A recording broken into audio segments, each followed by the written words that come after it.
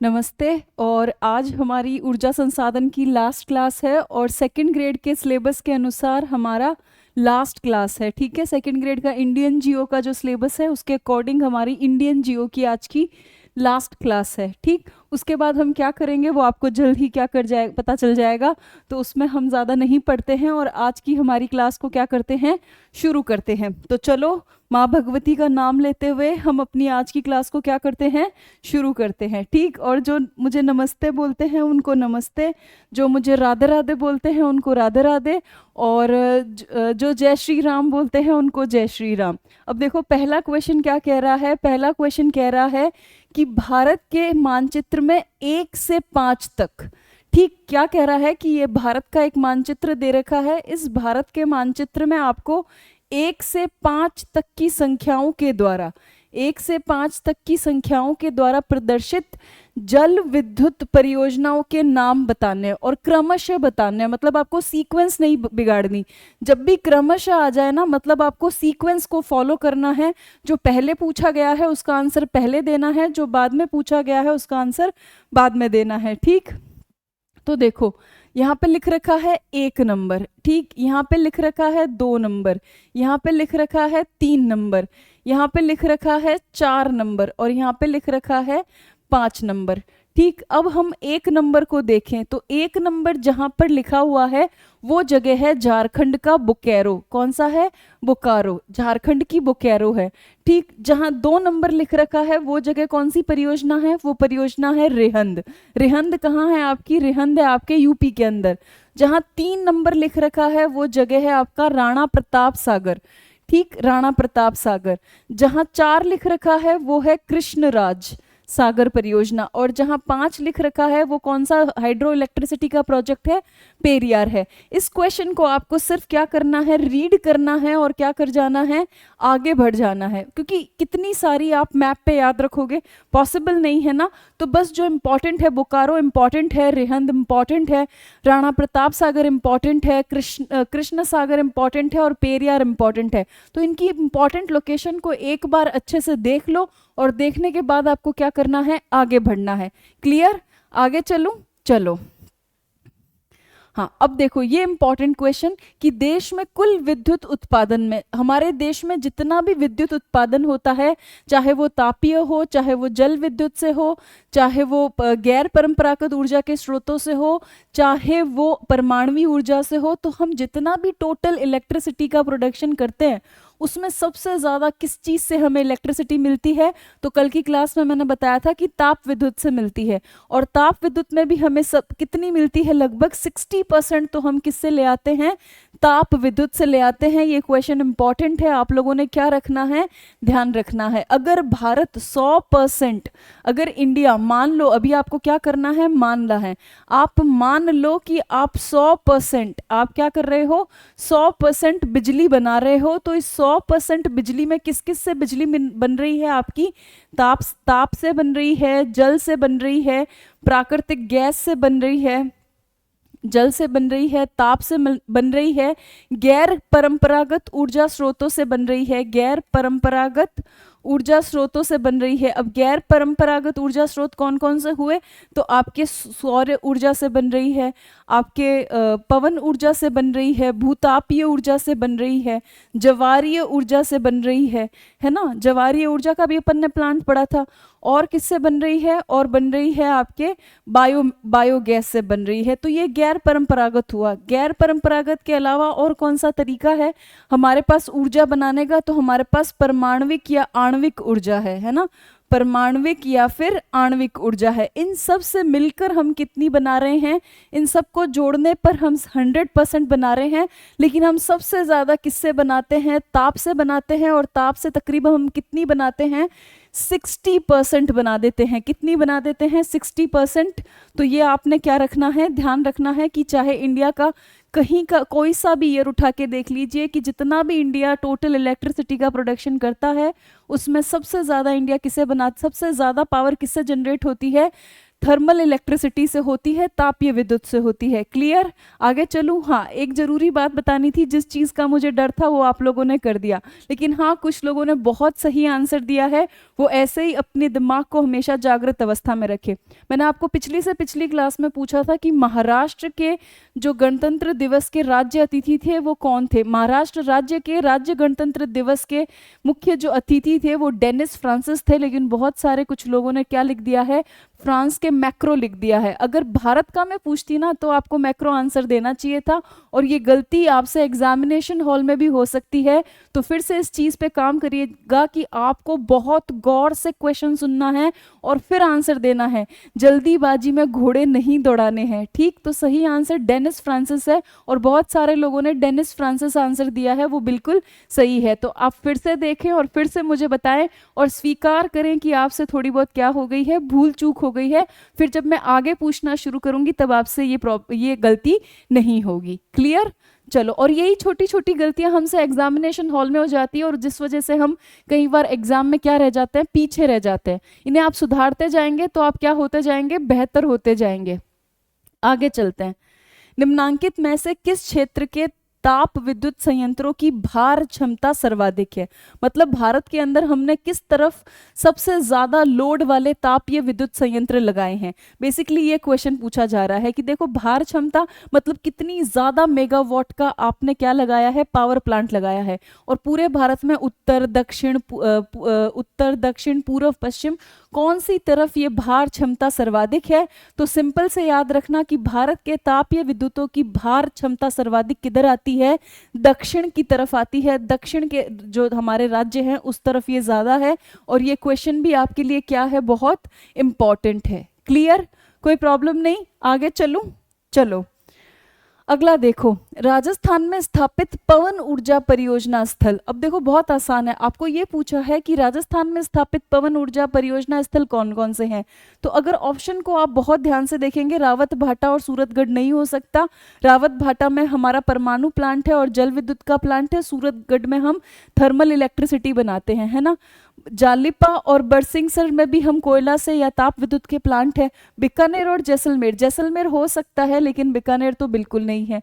अब देखो अमरसर और देवगढ़, देवगढ़ चित्तौड़ और अमर सागर जैसलमेर, ये दोनों जो जगह हैं वो किसकी है, विंड एनर्जी की है, पवन ऊर्जा की है। तो सही आंसर क्या होगा आपका, फर्स्ट होगा। क्लियर? अच्छे से समझ आया? चलो हाँ अगला देखो, निम्न में से कहाँ जल विद्युत गृह स्थित है। मतलब आपको दिए गए चारों में से वो जगह ढूंढनी है जहाँ पे आपका हाइड्रो इलेक्ट्रिसिटी का पावर प्लांट है। अब देखो कोयना, नेवली, काठगोदाम और ट्रॉम्बे, चार ऑप्शन आपने दिए हैं। कौन कौन से चार ऑप्शन दिए हैं? कोयना दिया है, नेवली दिया है, काठगोदाम दिया है, और कौन सा दिया है आपको, ट्रॉम्बे दिया है। तो देखो कोयना रिवर है ना, तो पता ही चल रहा है कि जब कोयना रिवर का ही नाम है तो हाइड्रो इलेक्ट्रिसिटी का प्रोजेक्ट कहाँ लगेगा, आपका कोयना में लगेगा। नेवली के लिए तो निगलाइट प्रोजेक्ट है। काठगोदाम नहीं होगा और ट्रॉम्बे भी आपका आंसर नहीं होगा। क्लियर? चले आगे। चलो हाँ, आज की अगर सीईटी का एग्जाम पेपर देखोगे ना तो उसमें क्वेश्चन पूछा गया है कि सह्याद्री जो है हम पश्चिमी घाट को कहाँ कहते हैं, और मैंने आपको बताया था कि सह्याद्री हम पश्चिमी घाट को महाराष्ट्र में कहते हैं। वो पेपर में आज क्या आया है, क्वेश्चन आया है।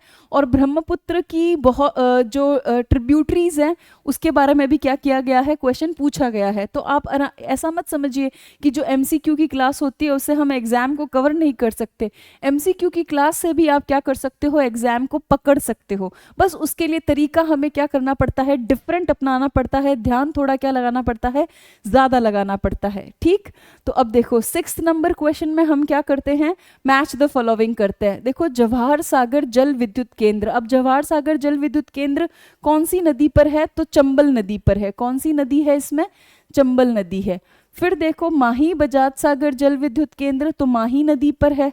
ठीक, एक लिख देते हैं यहाँ पे। राणा प्रताप सागर अगेन चंबल पर है। ठीक, अब देखो श्रीशैलम जो जल विद्युत परियोजना है वो कौन सी नदी पर है, आपके कृष्णा नदी पर है। ठीक, तो सही आंसर क्या होगा, 2 1 4 3। सही आंसर क्या होगा, 2 1 4 3, मतलब इसमें से कौन सा ऑप्शन सही है आपका? सी ऑप्शन सही है। ठीक है, तो अब याद रखना श्री शैलम जो है वो कृष्णा नदी पर है। अब आप इसको कैसे याद करोगे? तो देखो श्री कृष्ण आप बोलते हो ना, तो याद रखना श्री कृष्ण सैलम परियोजना, श्री कृष्ण सैलम परियोजना एक वाटर इलेक्ट्रिसिटी का प्रोजेक्ट है और कौन सी रिवर पे लगा है आपका? कृष्णा रिवर पे लगा है। क्लियर? क्योंकि हम रोजमर्रा की जिंदगी में भगवान कृष्ण का कितना नाम लेते हैं, तो श्री शैलम जो परियोजना है उसको इस तरीके से याद कीजिए, श्री कृष्ण सैलम जल विद्युत परियोजना। तो जब आपने अंदर कृष्ण डाल ही दिया है या श्री कृष्णा सैलम जल विद्युत परियोजना, तो अब आपको नदी याद रखना क्या हो जाएगा? एकदम ईजी हो जाएगा। ठीक, चलो हाँ, अब फिर से हमें मैच द फॉलोइंग करनी है। एक तरफ परमाणु शक्ति केंद्र है और दूसरी तरफ हमें स्थान को क्या करना है? मैच करना है। अब देखो तारापुर परमाणु शक्ति केंद्र, फिर दे रखा है रावत भाटा। तारापुर कहाँ है आपका? महाराष्ट्र के अंदर है, तो ए के अंदर क्या हो जाएगा? 4 हो जाएगा। फिर देखो रावत भाटा, रावत भाटा परमाणु शक्ति केंद्र कहाँ है आपका? राजस्थान में, तो बी में क्या हो जाएगा? 3 हो जाएगा। काकरा पार परमाणु शक्ति केंद्र कहाँ है आपका? तो काकरा पार मैंने बताया भी था कहाँ है आपका? गुजरात में। अब काकरा पार के बारे में मैंने जो भी इंफॉर्मेशन बताई है वो आप लोग मुझे क्या करेंगे? अभी टाइप करके देंगे। पहला स्टेटमेंट बहुत गौर से सुनना काकरा पार के बारे में। काकरा पार रूस के सहयोग से स्थापित, काकरा पार रूस के सहयोग से स्थापित परमाणु गृह है पहला। दूसरा, काकरा पार के अंदर 700 इंटू 2 मेगावाट की जो यूनिट है वो अभी निर्माणाधीन है। काकरा पार का जो पहला प्लांट है वो 1986 में लगा था। ठीक, ये इन तीनों स्टेटमेंट में से कौन कौन से स्टेटमेंट सही है और कौन कौन से स्टेटमेंट गलत है, ये मुझे जरूर से बताना। और काकरा पार के बारे में मैंने जो जो चीज़ें आपने बताई है वो सारी की सारी आपको मुझे क्या करनी है? कमेंट बॉक्स में या चैट बॉक्स में टाइप करके देनी है। ठीक, चलो अगला देखते हैं। काकरा पार कहाँ है आपका? गुजरात में। ठीक, तो यहाँ पे क्या होगा? 2, सॉरी मैंने 4 लिख दिया, यहाँ पे क्या होगा आपका? 2। फिर कैगा कहाँ है आपका? कर्नाटक में, तो 4 3 2 1, कौन सा सही है? 4 3 2 1, तो सी हमारा क्या हो जाएगा? आंसर हो जाएगा। क्लियर? चलो निम्नलिखित युग्मों में से सही युग्म को नीचे दिए गए कूट से चुनिए। अब देखो इद्दुकी ताप विद्युत, नहीं, हमने पिछली क्लास में देखा था कि जो इद्दुकी है वो कौन सी परियोजना है? वो जल विद्युत परियोजना है। कौन सी परियोजना है? जल विद्युत। तो हमारा एक तो आंसर हो ही नहीं सकता, और जैसे ही आप एक को ऑप्शन से रिमूव करोगे ऑटोमेटिक आपके सामने आंसर आ जाएगा, और देखो आंसर है 2 3 4 और बिल्कुल करेक्ट आंसर है। तो देखो कालागढ़ जल विद्युत की परियोजना है, याद रखना। तारापुर महाराष्ट्र परमाणविक शक्ति की है, और पथरी जो है वो भी कौन सी परियोजना है? जल विद्युत की है। अब एक साइड में लिख लेना कि कालागढ़ जल विद्युत की है, इद्दुकी भी जल विद्युत की है, और पथरी भी क्या है? जल विद्युत की है। और ये भी नोट डाउन कर लेना कि तारापुर जो है वो महाराष्ट्र में है परमाणु शक्ति केंद्र, रावत भाटा आपने याद रहता है, काकरा पार याद रखना गुजरात में है, और कैगा जो है वो कर्नाटक में है, और कुडनकुलम जो है वो आपका चेन्नई के अंदर है। ठीक, चेन्नई तमिलनाडु के अंदर है। आगे चलूं? चलो हाँ, अब देखो निम्नांकित मानचित्र का अवलोकन कीजिए। अब देखो ये मानचित्र आपको दिया गया है, गौर से इस तरफ देखना। ठीक, अब इस मानचित्र को आपको पूरा का पूरा क्या करना है? देखना है, और देखने के बाद आपने क्या करना है? पहचान करना है कि ये किससे संबंधित है। इस पर जितने भी बिंदु लगे हुए हैं वो बिंदु किस चीज से संबंधित है, इस विषय में आपको क्या करना है? बताना है। क्लियर? तो चलो अब मैं सारे के सारे बिंदु जो हैं वो बोल्ड करने शुरू करती हूं ताकि आपको पता चले। अब देखो ये सारे के सारे बिंदु, ये राजस्थान की साइड के इधर, फिर इधर, फिर इधर, फिर इधर, फिर इधर, फिर इधर, और कुछ नीचे की तरफ है। अगर हम इन बिंदुओं को गौर से देखें तो हमें समझ में आता है ये सारे के सारे वाटर इलेक्ट्रिसिटी के प्रोजेक्ट है। किसके प्रोजेक्ट है?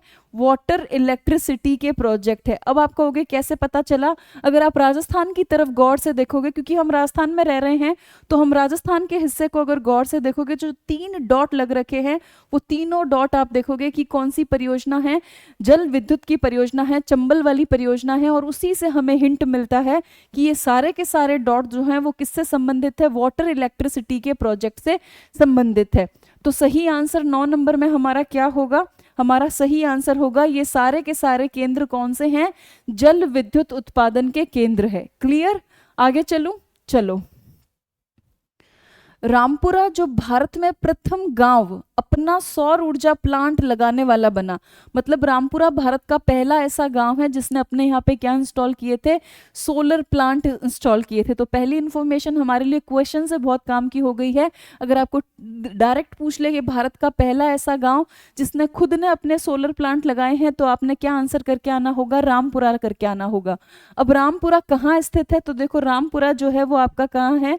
उत्तर प्रदेश में स्थित है ना। हम आपके कौन पिक्चर देखिए? नहीं नहीं, हम आपके कौन नहीं, शायद तक हम साथ साथ है, पता नहीं। अब इन दोनों पिक्चर में से कोई एक जगह का नाम पिक्चर के अंदर रामपुर जो नगर है उसका बहुत ज्यादा क्या दे रखा है? उल्लेख दे रखा है। अब इतनी तो याददाश्त मेरी पिक्चरों के मामले में तेज नहीं रहती कि मुझे इतनी पुरानी पिक्चर्स याद रहे, पर मुझे इतना पता है कि इन्हीं दो पिक्चर में से किसी एक जगह में रामपुर जगह का नाम क्या है? इंक्लूड हुआ है। तो आराम से मस्ती से याद रखना कि भारत का पहला गांव जिसने अपने यहाँ पे सबसे पहले सोलर प्लांट लगवाया था वो था आपका रामपुर, और ये रामपुरा कहाँ है? आपका यूपी के अंदर है। क्लियर? चलूं आगे? चलो। हाँ, निम्नलिखित में से भारत के किस राज्य का बिजली उत्पादन में प्रथम स्थान है? अब यहाँ पे बिजली उत्पादन में प्रथम स्थान दिए गए ऑप्शन के अनुसार देना है आपको। किसके अनुसार देना है? दिए गए ऑप्शंस के अनुसार देना है। अब दिए गए ऑप्शन के अनुसार तो देखो सबसे ज्यादा इलेक्ट्रिसिटी किस में आएगी?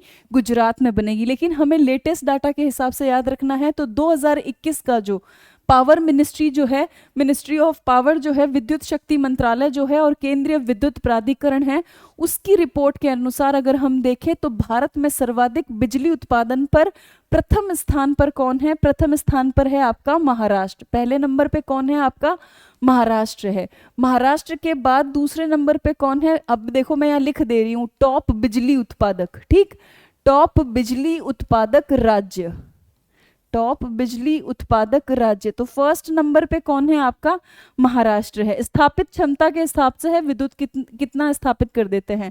महाराष्ट्र। दूसरे नंबर पे कौन है? आपका गुजरात है। और दिए गए ऑप्शन में महाराष्ट्र नहीं था, इसीलिए सही आंसर क्या हुआ? गुजरात। तीसरे नंबर पे कौन है आपका? तीसरे नंबर पर है आपका तमिलनाडु। तीसरे नंबर पे कौन आएगा बिजली में? तमिलनाडु आएगा। चौथा नंबर बहुत इंपॉर्टेंट है, चौथे नंबर पे कौन है? राजस्थान है। कौन है चौथे नंबर पर? राजस्थान। फिफ्थ नंबर पर कौन है? फिफ्थ नंबर पर है आपका कर्नाटक। तो आपको ये सीक्वेंस याद रखनी है। सीक्वेंस जो है वो बड़ी आसान है कि देखो, अब हम इसको कॉमन सेंस से याद रखते हैं। भारत को सबसे ज्यादा रेवेन्यू कौन देता है? भारत को सबसे ज्यादा पैसा कमा के कौन देता है? महाराष्ट्र देता है। जाहिर सी बात है महाराष्ट्र के अंदर हर प्रकार की इंडस्ट्री क्या होगी? अच्छी होगी। इसीलिए, और महाराष्ट्र में रहने वाले लोगों की भी जनसंख्या क्या है? अच्छी खासी है। इसलिए महाराष्ट्र को घरेलू उपयोग के लिए और औद्योगिक उपयोग के लिए, कमर्शियल उपयोग के लिए, हर तरीके के उपयोग के लिए बिजली की मात्रा क्या चाहिएगी? ज्यादा चाहिएगी। जब बिजली की मात्रा ज्यादा चाहिए तो बिजली की स्थापित संस्था जो इंस्टॉल्ड कैपेसिटी है वो भी ज्यादा होगी, और इंस्टॉल्ड कैपेसिटी ज्यादा होने के कारण विद्युत का उत्पादन भी महाराष्ट्र में क्या होगा? पूरे भारत में सबसे ज्यादा होगा। महाराष्ट्र के बाद आप देखो सबसे ज्यादा उद्योग धंधों वाला सीन कहाँ मिलता है आपको? गुजरात में। तो सबसे एक नंबर पर महाराष्ट्र, दूसरे नंबर पे गुजरात। अब बारी आती है थर्ड नंबर की। तो थर्ड नंबर पे कौन है आपका? तमिलनाडु है। तमिलनाडु में भी आपको क्या मिलेगा? ज्यादा इलेक्ट्रिसिटी का प्रोडक्शन देखने को मिलेगा। फोर्थ नंबर पे बहुत सरप्राइजिंगली राजस्थान है। क्यों राजस्थान है? अभी हाल ही के दिनों में देखो राजस्थान से सोलर एनर्जी बहुत ज्यादा प्रोड्यूस हो रही है और राजस्थान उसे अन्य राज्यों को क्या कर दे रहा है? बेच दे रहा है। तो सोलर एनर्जी या सोलर प्रोडक्शन की वजह से हम यहाँ पे फोर्थ नंबर पर आ गए हैं। फिफ्थ नंबर पर कौन है आपका? फिफ्थ नंबर पर है आपका भोला सा प्यारा सा कर्नाटक। ठीक, तो अब सीक्वेंस आराम से बिना रटे दिमाग में रखो कि सबसे पहले महाराष्ट्र आएगा, देन गुजरात आएगा, देन बीच में तमिलनाडु है, देन हमारा राजस्थान है, और फिर हमारे भोले भाले कर्नाटक भैया है। क्लियर? आगे चलूं? चलो।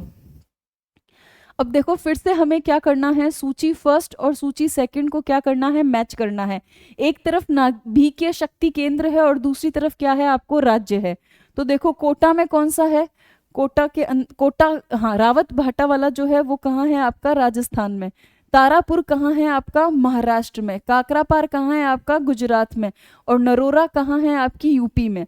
तो सही आंसर क्या होगा? 4, फिर 3, फिर 2, फिर फर्स्ट। तो सही आंसर होगा आपका बी। क्लियर? चलो आगे चलते हैं। हाँ, अब फिर से हमें क्या करना है, देखना है कि कौन सा युग्म सही है। मतलब कुछ युग्म गलत है और कुछ युग्म सही है। अब देखो इड्डुकी के तो पीछे पड़ गए हैं सरकार में पूछने वाले लोग, तो इड्डुकी ताप विद्युत केंद्र है ही नहीं। इड्डुकी कैसा है आपका, जल विद्युत का केंद्र है। किसका केंद्र है, जल विद्युत का। अब देखो हम एक को फिर से आउट करके देखते हैं, तो देखो दो ऑप्शन अपने आप क्या हो रहे हैं, आपके एलिमिनेट हो रहे हैं। अब हमारी लड़ाई बचती है ए और सी के बीच में। अब देखो सबरी गिरी, सबरी गिरी जो है, जो सबरी गिरी है आपकी, सबरी गिरी जो है वो एक जल विद्युत परियोजना है, बिल्कुल सही है। घाट प्रभा जो है वो आपकी सिंचाई परियोजना है, और रामगंगा जो है वो मल्टी मोड प्रोजेक्ट है, बहुउद्देश्य परियोजना है। यानी कि 2, 3 और 4 तीनों ही क्या है आपका, बिल्कुल सही है। क्लियर? आगे चलूं? चलो।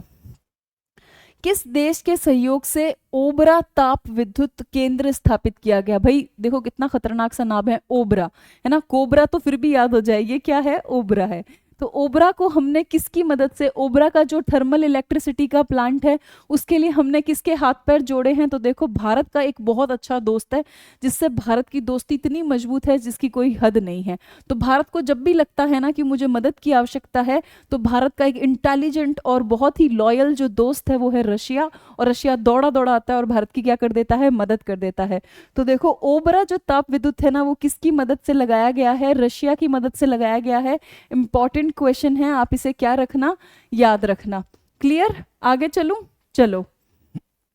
हाँ, अगला देखो, में शक्ति खंड में ऊर्जा स्रोत के भाग का सही क्रम है। मतलब आपको ये पूछा जा रहा है कि हम जितनी भी इलेक्ट्रिसिटी बनाते हैं ना, उस इलेक्ट्रिसिटी में हम सबसे ज्यादा किससे बनाते हैं, फिर किससे बनाते हैं, और फिर किससे बनाते हैं। अब सीक्वेंस देखते ही एक बात तो समझ में आ गई होगी कि हम सबसे ज्यादा इलेक्ट्रिसिटी थर्मल से बनाते हैं, तापीय से बनाते हैं। तो देखो जहां पे भी जलीय और आणविक है उसको हम क्या कर देते हैं, ऑप्शन को हमारे आंसर से आउट कर देते हैं। अब हमारे पास इन दो ऑप्शन है, 50-50 है ना, करोड़पति देखा होगा ना, तो ये 50-50 वाला सीन हो गया। अब देखो तापीय के बाद सबसे ज्यादा किससे होती है, जलीय से मिलती है, तो आणविक वाला गायब। तो हमारा सही आंसर क्या होगा, ए होगा। अब हम इधर की तरफ देखते हैं, हम सबसे ज्यादा बनाते हैं तापीय से ऑप्शन के अनुसार, इन ऑप्शन के अनुसार। उसके बाद हम किससे बनाते हैं, जलीय से, दिए गए ऑप्शन के अनुसार। देन हमारी वायु या फिर कौन सी ऊर्जा होगी, पवन ऊर्जा, और फिर सबसे लास्ट में कौन सी होगी, हमारी आणविक ऊर्जा। क्लियर? तो अच्छे से क्वेश्चन को क्या रखना, याद रखना। अब मैं चलती हूं आगे के क्वेश्चन में। भारत में ज्वारीय ऊर्जा की सर्वाधिक संभावनाएं कहां पर है? ये तो मैंने बहुत अच्छे से बताया था।